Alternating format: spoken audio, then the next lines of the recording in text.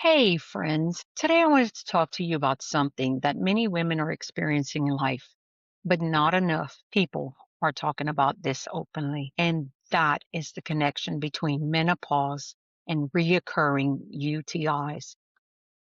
Have you ever found yourself thinking, why am I suddenly dealing with more bladder irritations, urgency, burning, or frequent UTIs now that I'm in perimenopause or menopause or postmenopause? You're beyond the age of like, why is this happening? And I'm going to the doctor 8 times a year. You're not imagining it. You're definitely not alone. I'm seeing this over and over, and so many women just are not speaking about it openly. They're keeping it to themselves. This is actually so common. And more importantly, there's a reason it happens, and there are things we can do about it. So let's break it down in simple ways. One of the biggest reasons UTI and urinary symptoms become more common during menopause is because of the decline of estrogen and especially estradiol. And so many have just villainized estrogen and all its benefits that we have. Estradiol plays a very important role in keeping the tissues of the vagina, the vulva, and the urinary tract healthy. It helps those tissues stay thicker, more elastic, better lubricated, and more resilient. It also helps to support a natural environment of the vagina by helping maintain glycogen, healthy lactobacillus, and a lower pH, all of which helps protect against unwanted bacteria overgrowth. When estradiol declines, the protective environment changes. These tissues become thinner and drier and more fragile, and the urinary tract becomes more vulnerable. This is part of what is now called GSM, genitourinary syndrome of menopause. I know so many didn't even know this term exists, and so few doctors are actually even writing this as what's going on with the client because they're just calling it a UTI. That term includes much more than just vaginal dryness. It can show up as burning, irritation, discomfort with intimacy, pain of urination, urinary urgencies, frequency, and yes, the increased risk of reoccurring urinary tract infections. And unlike hot flashes, which often improves over time, GSM only gets worse without any support. I think this is important to say clearly. Sometimes what women are calling another UTI may truly be an infection, but sometimes it may also be a menopause related tissue change that feels very similar. That means a woman may feel burning, urgency, irritation, bladder discomfort, or even nothing at all and assume, here we go again, another UTI, when part of the issue may actually be low estrogen tissue changes in the vaginal and urinary area. That is why proper evaluation matters. We do not want to ignore symptoms. We also do not want women blaming themselves or living in confusion when hormones may be playing a major role. So let's talk about what we can do. First, if you're having reoccurring urinary symptoms, please don't just normalize it as part of aging. So many, oh, girl, you're just getting older. Yeah, it's common. No, it's not something we just have to suffer through.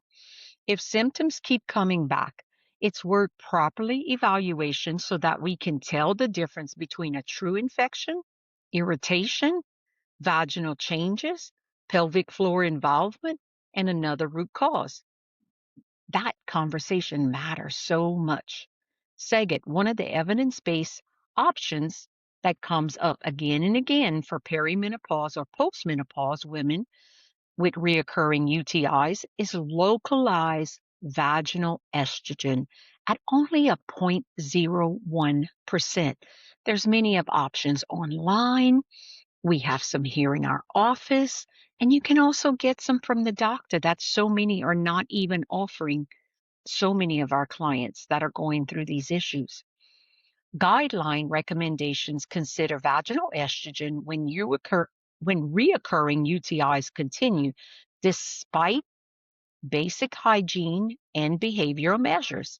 It can help improve the health of the local tissue. It may also help to reduce further UTI risk.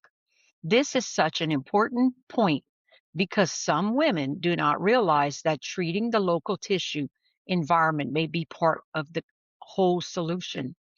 Also, I want to mention something that often brings a lot of relief to women.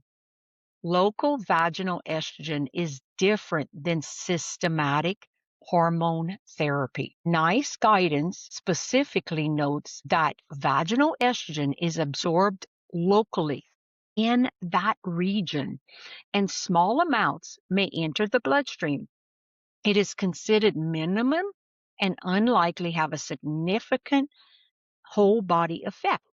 The same guidelines also say not to offer systematic hormone replacements therapy specifically just to reduce reoccurring UTIs. So this is where the conversation becomes a nuisance and individualized. There are also non-hormonal supports that can be helpful, especially for women with milder symptoms or for those who cannot use vaginal estrogen or prefer not to. These include vaginal moisturizers used regularly, lubricants as needed, and paying attention to the day-to-day discomfort in tissue. Also, we want to note regular sexual stimulation, pelvic floor support.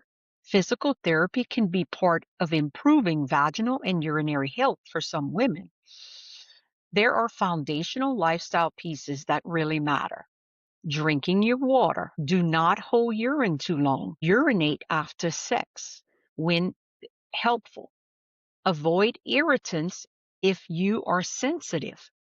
And pay attention to patterns. These steps are not the whole answer to everyone, but they can be a part of the support in supporting the system. NICE also recommends giving advice on behavioral and personal hygiene measures as part of a recurring UTI prevention. I also want to say this gently and clearly. Reoccurring UTIs are not just a nuisance issue. This is something we really need to be bringing up with our health coach, with the person who's that bridge. They just help. We're on this side, the doctors are on this side, and who's the health coaches, the massage therapists are the bridge of the people that sit on that avenue that can help us get some relief. They can also affect sleep, intimacy, confidence, comfort, and the quality of life. Repeated infections can also mean repeated antibiotic use. And that is one of the reasons there's so much attention now on prevention and addressing the underlying tissue changes in menopause. This is not just in your head.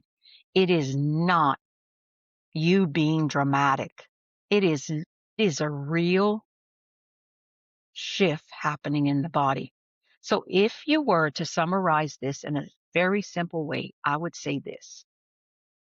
As estradiol declines in menopause, the vaginal and urinary tissues lose some of their natural protection.